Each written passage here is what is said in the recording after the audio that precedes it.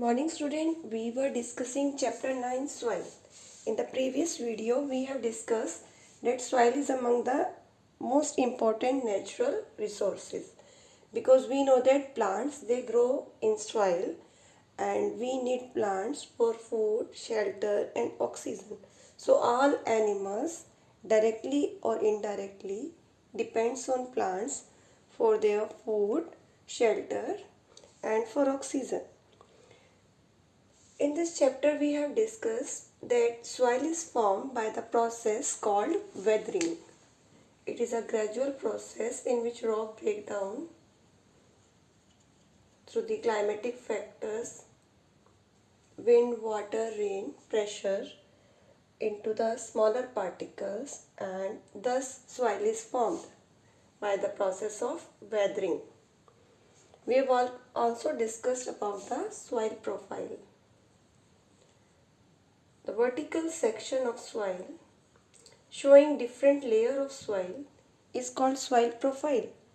The layer of soils are horizon A, which we call topsoil, horizon B, which we call subsoil, horizon C, which we call parent rock, and beneath parent rock there is bedrock. So there are different layer of soil in the vertical section of soil, which we call soil profile. Then the next we have discussed different types of soils. In your book, in your chapter, there are 3 types of soil: clay soil, sandy soil and loamy soil. We have discussed that the large size particles of soil, they are known as sand. The medium size particles of soil is called silt, and the very fine soil particles they are known as clay. On the basis of proportion of these particles in the soil, they are categorized as sandy soil, loamy soil and clay soil.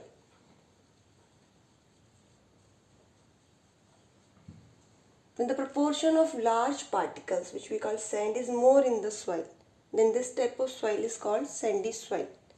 When the proportion of the particles like sand, silt and clay is almost equal, that type of soil is called loamy soil. It contains all the 3 size particles, sand, silt and clay. And it also contains humus. Clay soil. Clay soil, they contain the fine particles in greater proportion, and that is why it is having good water holding capacity. Sandy soil, क्योंकि large particles इसमें ज़्यादा होते हैं, so it has good air holding capacity, poor water retention capacity. Whereas loamy soil, it has good air holding as well as water holding capacity. It contains humus, so it is considered as the best soil for the growth of plant. Clay soil, as it contains fine particles, so this soil has good water retention capacity. It contains humus and it is good for the crops which need more water for their growth. For example, paddy crop. Paddy crop, they grow well in clay soil. So this was about the type of soil. Now the next topic is percolation rate. Percolation means seepage of water in the soil. Percolation rate.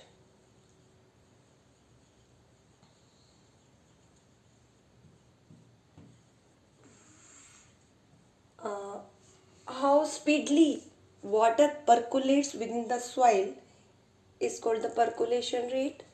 It is equal to calculate the percolation rate of any soil, we have to divide amount of water which we take in milliliter by the percolation time.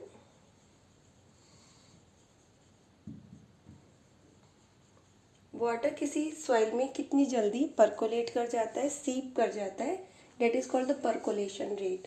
तो आप जितना भी पानी लेंगे, amount of water, उसे आप top पर रखेंगे और जितना भी टाइम उस पानी को नीचे परकोलेट होने में लगेगा, सीप होने में लगेगा, that will be called percolation time.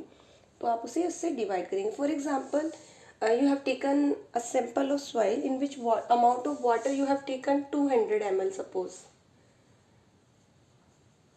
and it percolate within 40 minutes within the soil. So now you can calculate percolation rate. 0 से 0 cancel, 4 1s are 4, 4 5s are 20.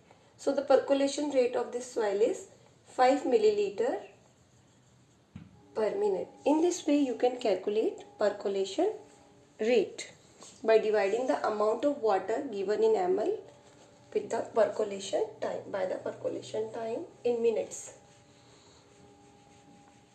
Now the next topic is that soil contain water in it. Soil has moisture. How we can prove that soil contain moisture? We can take the sample of soil in a test tube, and now we can heat this soil sample.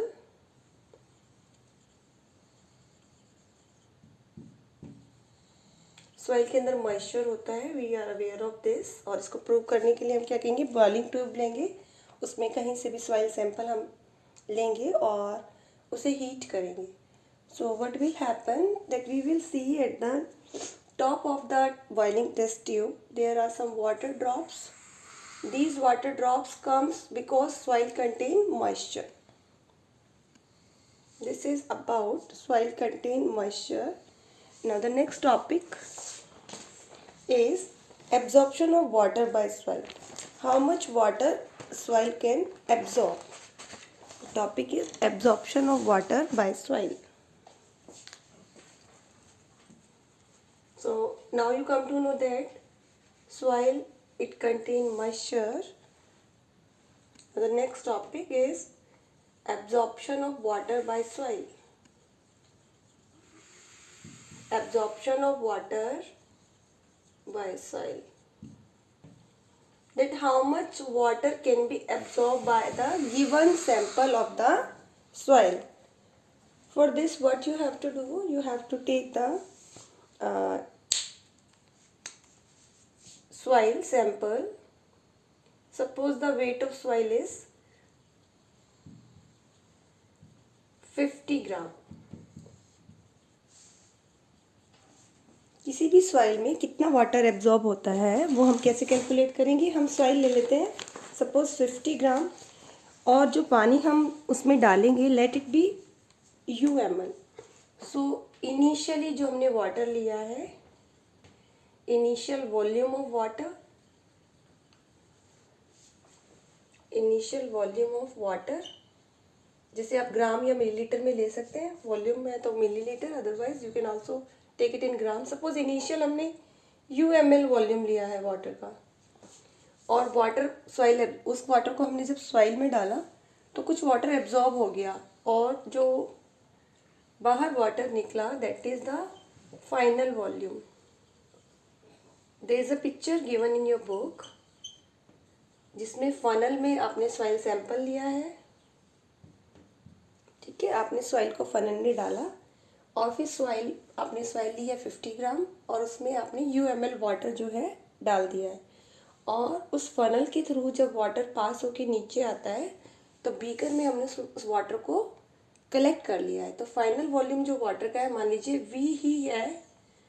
जो पानी जो है सीप होने के बाद water थोड़ा soil absorb कर लेगी, और जो रिमेनिंग वाटर है वो बीकर में कलेक्ट हो जाएगा. You can see figure 9.7 in your book. ठीक है, some of the water is absorb by the soil. तो फाइनल वॉल्यूम जो हमारे पास आएगा वो VML आएगा. The water absorb by the soil. तो वाटर कितना एब्जॉर्ब हुआ सॉइल के द्वारा? Water absorbed by the soil. आपने इनिशियली UML पानी लिया, उसमें से V बाहर आया, यानी कि बीच में जितना वाटर था वो एब्जॉर्ब हो गया. U minus V ml. इतना वाटर जो है सॉइल ने एब्जॉर्ब कर लिया है. Now you have to calculate percentage of water absorb. If you want to calculate percentage of water absorbed. So how you can calculate percentage of water absorbed?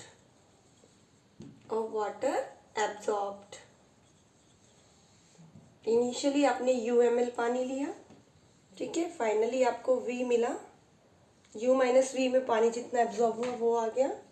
उसको आपने जितना सॉइल लिया है, वेट ऑफ सॉइल 50 है, 50 से divide करेंगे और 100 से मल्टीप्लाई करेंगे.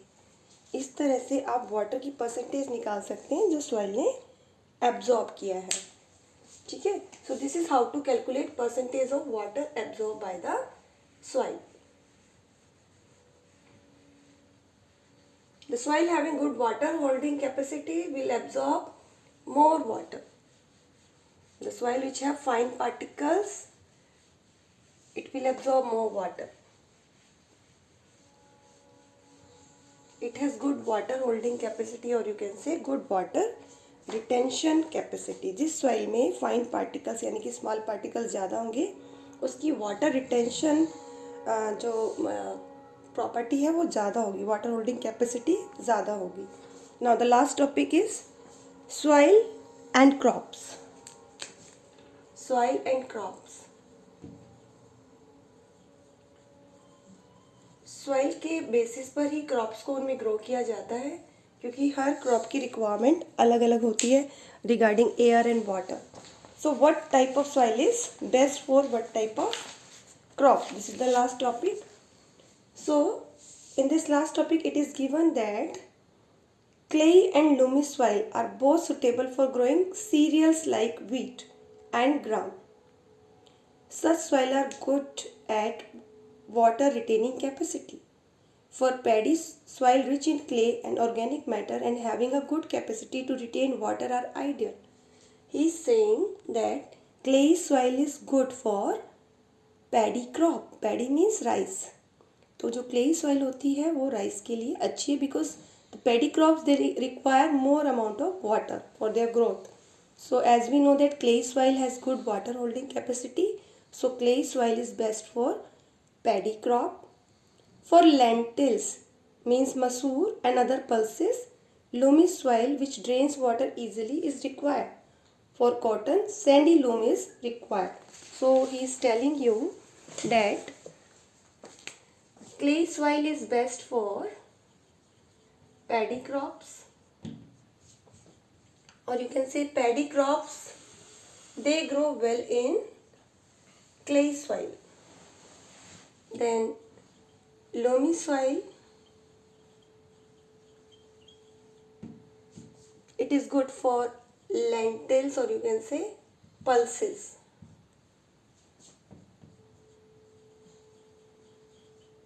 And sandy loam, it is good for cotton plants as water drain off easily in sandy loam soil.